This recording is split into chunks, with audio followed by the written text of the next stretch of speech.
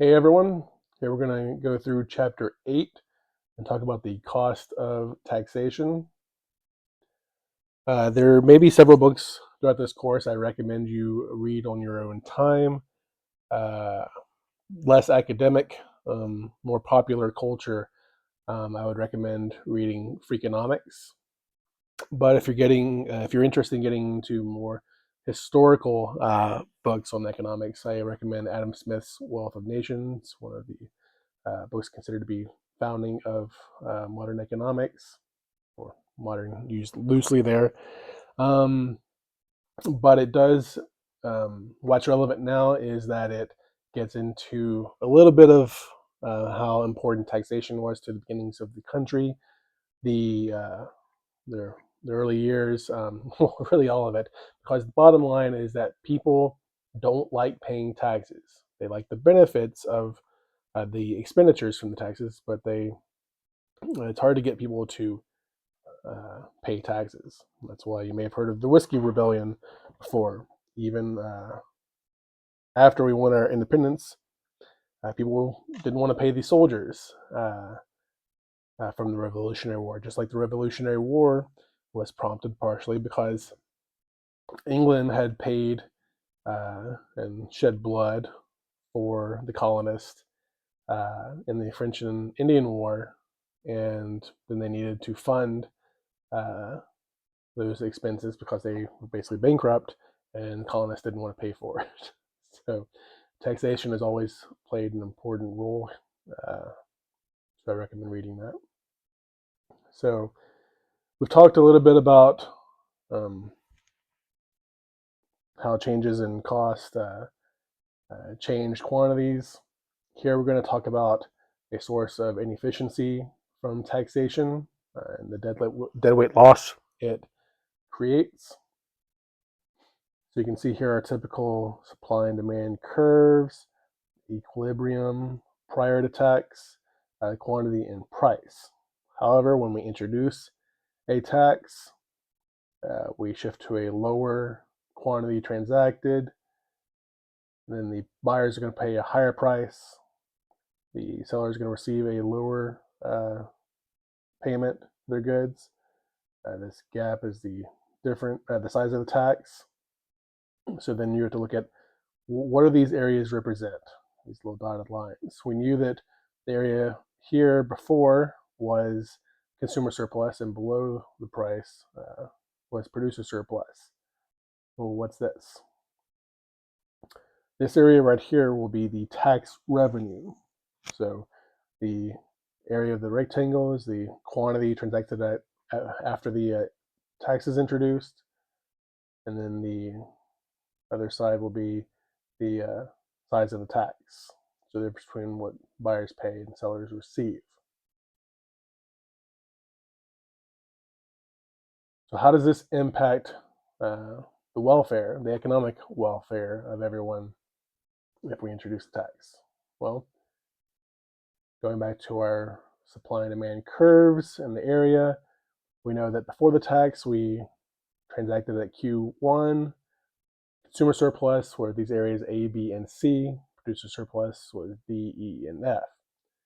When we introduce the tax, we transact at this lower quantity, Q2, we generate revenue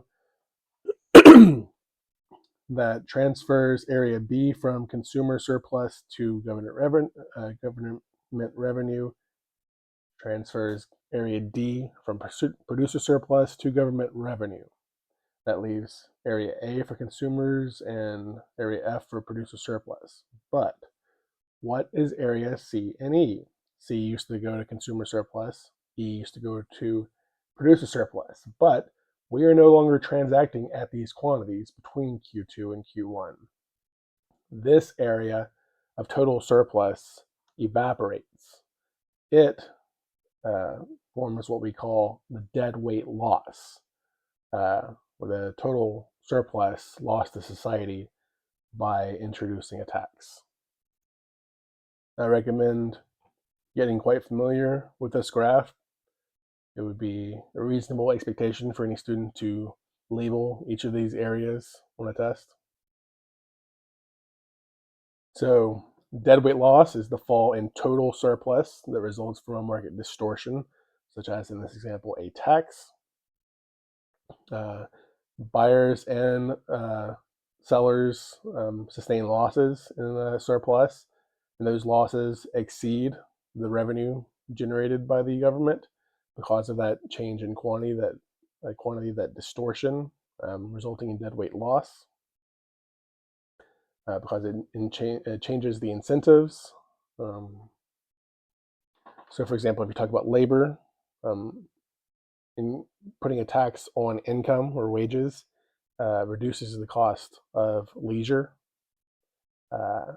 Your opportunity cost decreases, so you may be more likely to stay at home.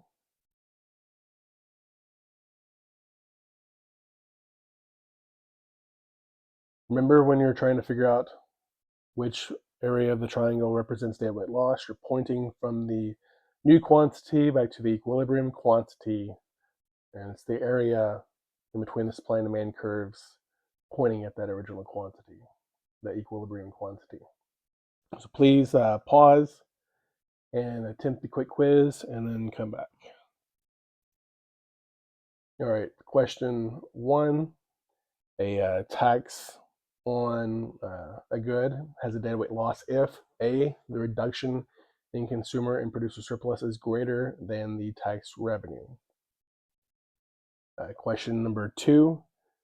Donna runs an inn and charges $300 a night for a room, which equals her cost. Sam, Harry, and Bill are the 3 potential customers willing to pay $500, $325, or $250, respectively. When the government levies a tax on innkeepers of $50 per night of occupancy, Donna raises her price by that $50 to $350. How much is the deadweight loss? 25, 50, 100, or 150? It's going to be $25 because the original consumer surplus was $225, which is the difference between each of their willingness to pay and how much they actually got charged. But now it is only going to be $150. That's a difference of $75, but there is $50 generated in tax revenue. That's going to be 75 minus 50. That is $25 worth of deadweight loss. Then question 3. Sophie pays $50 to mow her lawn every week. When the government levies a mowing tax of $10 on Sky, he raises his price $10 to $60. Sophie continues to hire him at the higher price. What is the change in producer surplus, change in consumer surplus, and what is the deadweight loss? Well, in this case, there's going to be no change in producer surplus. There's going to be a $10 decrease in consumer surplus, because obviously Sophie was willing to pay more than the original $50. We don't know what her maximum willingness to pay was, but we know it was at least $60. She's losing $10 of that consumer surplus, and there's no distortion in the quantity, so there's no deadweight loss in this scenario.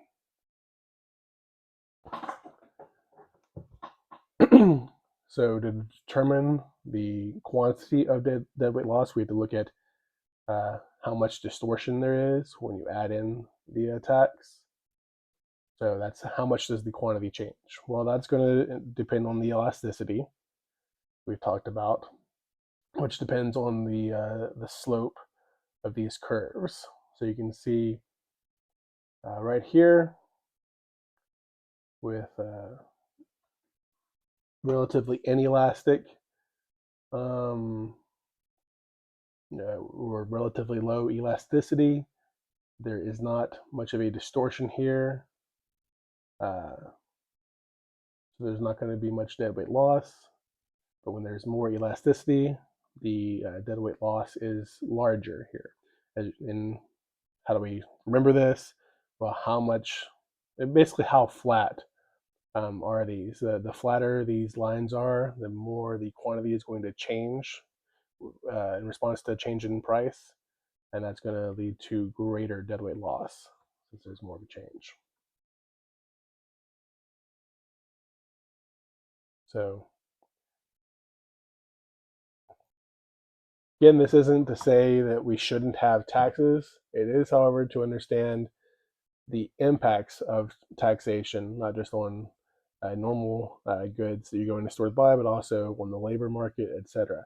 How will taxes distort the market? Will it even achieve your goals of generating revenue? Think back to the luxury tax on yachts I mentioned in a previous discussion. Let's go ahead and pause the video. And as I go through some of these, I don't read everything. I'm expecting you to listen to what I'm having to say. You can pause the video and read if you want to read the book out of the slides, or if you just want to read what I have here, go ahead and do that, and then you can unpause and continue hearing what I have to say.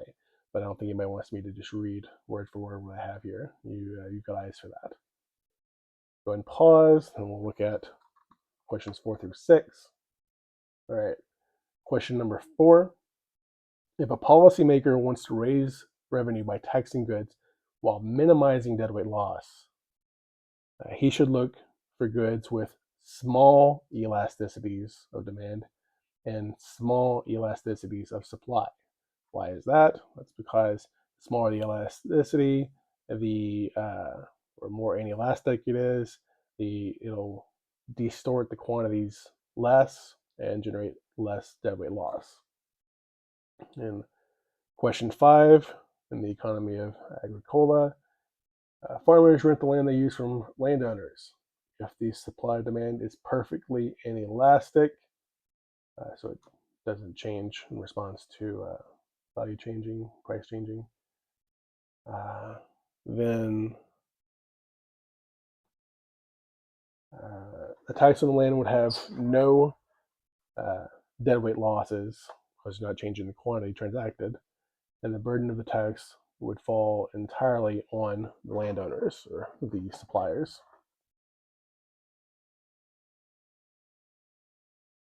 For question 6, suppose that a demand for grape jelly is perfectly elastic because strawberry jelly is a good substitute, while the supply is unit elasticity or has a constant change.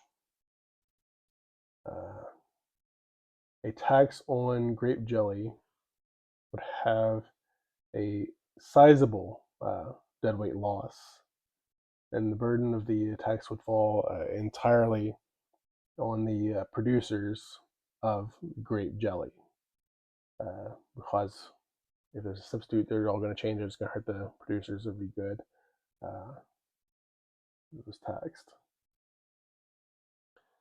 Now we're going to talk about the Laffer curve. So you may not have heard of this, but you'll probably remember it, depending upon your leanings on some of your beliefs. The Laffer curve is real. It's an important concept. How important it is will depend on whether you believe that our tax structure is to the right or left of the peak of the Laffer curve. But what it tells us, let's look down here, this green curve, is that the amount of tax generated is not linear with respect to the tax size.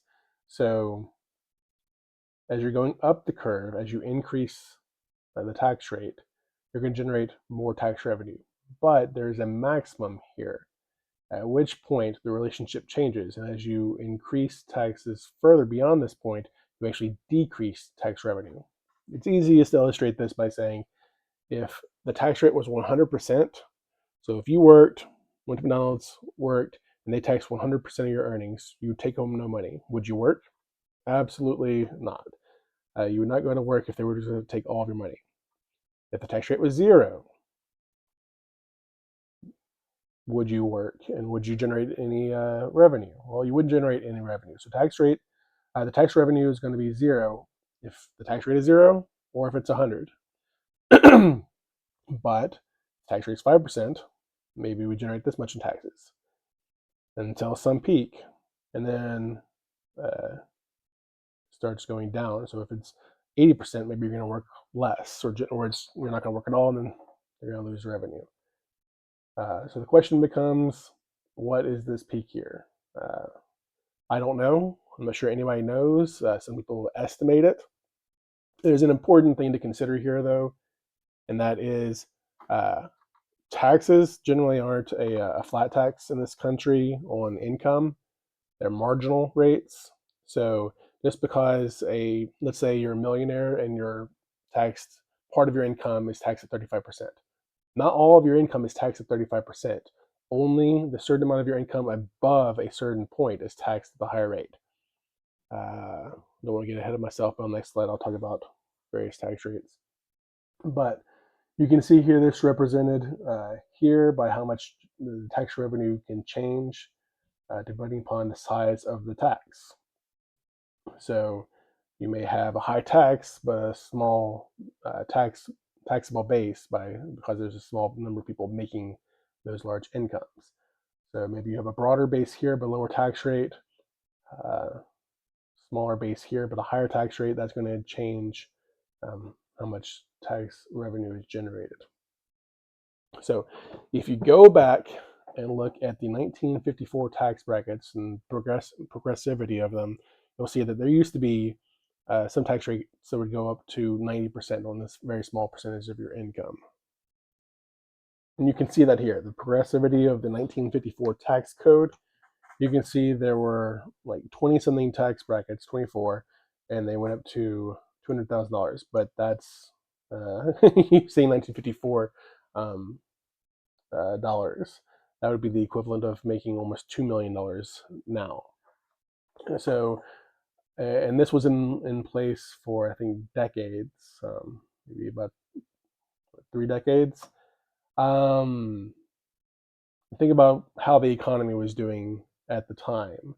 The world didn't fall apart for us. And contrast that to now, going to 2017 right here, the tax brackets are far fewer, and they do not go as high. So we're taxing people in many ways much less than we did back then. And you'll see our deficits are much higher now for not just tax reasons, but also for spending reasons. But that's why there's a lot of discussion on this, and there have been experiments done, like the I think 2012 Kansas experiment that saw taxes lowered to see if that would generate additional tax revenue, to see if we were on the right side of the peak, the Laffer Curve. That experiment failed pretty miserably, and the same party undid their changes. I think most economists think that we are to the left of that peak, not just here and in other countries. So we've got some room to maneuver there. But it's a very important concept.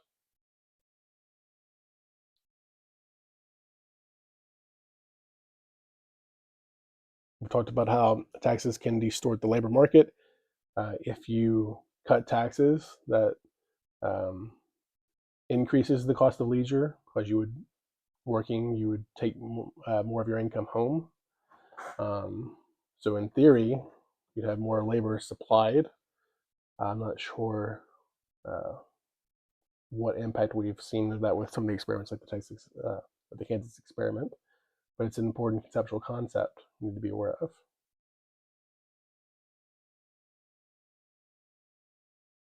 Recent tax bills, like the 2017 tax cut, were largely viewed negatively by economists and estimates of what they would do to the deficit. It's maybe an example of sort of regulatory capture, where donors convince politicians to do what favors them, but may not have increased total surplus for the country. Let's go ahead and take one more pause for the quick quiz, and then I'll talk through questions 7 through 8. The Laffer Curve illustrates that in some circumstances, the government can reduce a tax on a good and increase the government's tax revenue. So in some cases, being, our tax rates are to the left of the peak of the Laffer Curve. Question 8, eggs have a supply curve that is linear, so straight upward sloping, and a demand curve that is linear and downward sloping. If a 2-cent per egg taxes increase to 3 cents, the deadweight loss of the tax will increase by more than 15%, by more than 50%. And think back to the graphs I've shown you in previous discussions, and how when you change the quantity, that can make changes that are more proportional to what you might expect. And you can read through here, walk through that again, even though we have in some previous discussions. And then question 9, peanut butter has an upward sloping supply curve and downward sloping demand curve. If a 10% per pound tax is increased to 15% or 15 cents, the government tax revenue increases by less than 50% and may even decline. That's because while the tax increases by 50%, the quantity will fall. So the tax revenue will increase by less than 50% and could even decline, like we've discussed. So there are lots of ways you can get tripped up in this chapter. If you don't think proportionally, think back to the graphs I've shown before in Desmos or my MS Paint, showing that as your quantity changes, it impacts by over a greater area, so it can impact something more proportionally than you might expect if you don't think about it through the geometry of it like that. So read through the chapter, think through the examples, do the math like I show here to really get it in your head, and let me know if you have any questions. There are really good resources online, and I may make some supplemental videos myself.